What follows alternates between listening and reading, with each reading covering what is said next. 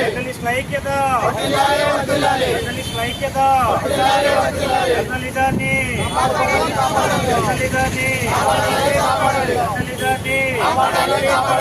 జర్నలిస్టులకు జర్నలిస్టుల ఐక్యత, జర్నలిస్టుల ఐక్యత. మధ్యలోకి వెళ్ళి అది తీసా కదా వెళ్ళి పక్కకి వెళ్ళి ఖాళీ.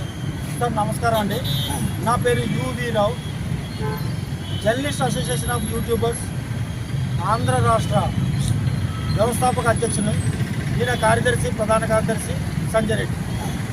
ఇటీవల ఉస్మానియా యూనివర్సిటీలో శాంతియుతంగా విద్యార్థులు నిరసన తెలుపుతున్నటువంటి వార్తను కవర్ చేసడానికి వెళ్ళినటువంటి ఒక ఛానల్ రిపోర్టర్పై పోలీస్ అధికారి విచక్షణ రహితంగా అమర్యాదగా అసభ్యకర పదజాలం ఉపయోగిస్తూ ఆయన్ని కాలర్ పట్టుకొని లాక్కొని వెళ్ళడాన్ని పూర్తిగా మేము ఖండిస్తున్నాం, వ్యతిరేకిస్తున్నాం.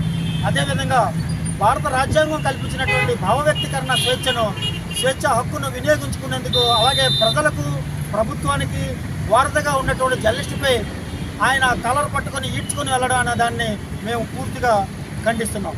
అదేవిధంగా జర్నలిస్టులపై ఇటీవల రాష్ట్ర వ్యాప్తంగా అనంతపురంలో కానీ రకరకాల అన్ని ప్రాంతాల్లో కానీ దాడులు విపరీతంగా జరుగుతున్నాయి.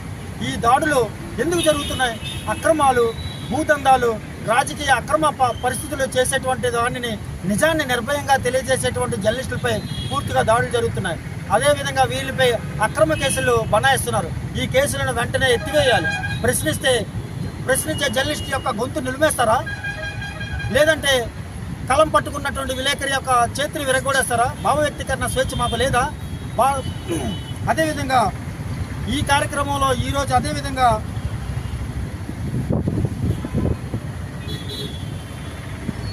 వార్త రాయలేదని, అక్రమాలపై ప్రశ్నిస్తున్నారనే ఉద్దేశంపై ఈ మధ్యకాలంలో విపరీతంగా దాడులు జరుగుతున్నాయి. అదేవిధంగా వార్త రాశారనే ఉద్దేశంతో ఒక జర్నలిస్ట్ ఇంటి వద్దకు వెళ్ళి ఇంట్లో సామాన్యాన్ని బయటికి వచ్చి చాలా భయంకరమైన పరిస్థితులు సృష్టిస్తున్నారు.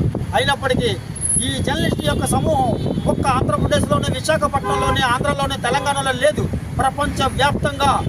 ప్రపంచవ్యాప్తంగా అన్ని దేశాల్లోనే భావ వ్యక్తీకరణ స్వేచ్ఛకు సంబంధించి విలేకరులందరూ ఉన్నారు. ఈ విలేకరులపై దాడులు జరిగితే ప్రపంచవ్యాప్తంగా కదులుతుంది. అందరూ ఐకమత్యంతో మేము పోరాటం చేసేందుకు సిద్ధంగా ఉన్నాం. ప్రజల సంక్షేమం కోసం భారత రాజ్యాంగం ఇచ్చినటువంటి పత్రికా స్వేచ్ఛను రక్షించుకునేందుకు మేమంతా ఏకమై పోరాటం చేయడానికి సిద్ధంగా ఉంటాం. అదేవిధంగా యూట్యూబ్ జర్నలిస్ట్కి అలాగే మిగతా జర్నలిస్ట్కి తేడా ఏమీ లేదు. జర్నలిస్ట్ అనగానే ప్రజల తరపున ప్రభుత్వానికి సమాచారాన్ని సేకరించి అందించేవాడే జర్నలిస్ట్. యూట్యూబ్ జర్నలిస్టుకు తక్కువగా, లేదంటే పత్రికా journalist, channel journalist, satellite journalist అనే తేడా లేకుండా అందరికీ సమాన హక్కులు కల్పించాలి. జర్నలిస్టులకు రక్షించేందుకు ప్రత్యేక చట్టాలు తీసుకురావాలి.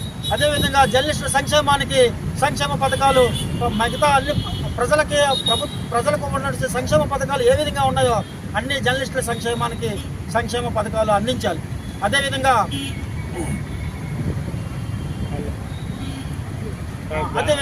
ఈరోజు ఉస్మానియా యూనివర్సిటీలో జరిగినటువంటి కార్యక్రమాన్ని నిరసిస్తూ ఈరోజు విశాఖపట్నం జీవీఎంసీ కార్యాలయం ఎదురుగా ఉన్నటువంటి గాంధీ విగ్రహం దగ్గర నిరసన తెలియజేసి అక్కడి నుంచి ర్యాలీగా, పాదయాత్రగా తీసుకుంటూ నినాదాలు చేసుకుంటూ జర్నలిస్ట్ ఐక్యత వర్ధిల్లాలంటూ రాజ్యాంగ హక్కులు కల్పించేటువంటి మీడియా హక్కులను, భావ వ్యక్తీకరణ స్వేచ్ఛను పరిరక్షించాలనే నినాదాలతో ఈరోజు రాజ్యాంగ నిర్మాత బాబాసాహెబ్ అంబేద్కర్కి వచ్చి వినతి పత్రాన్ని డాబా గార్డెన్స్ ఉన్నటువంటి అంబేద్కర్ సర్కిల్ వద్ద ఇవ్వడం జరిగింది.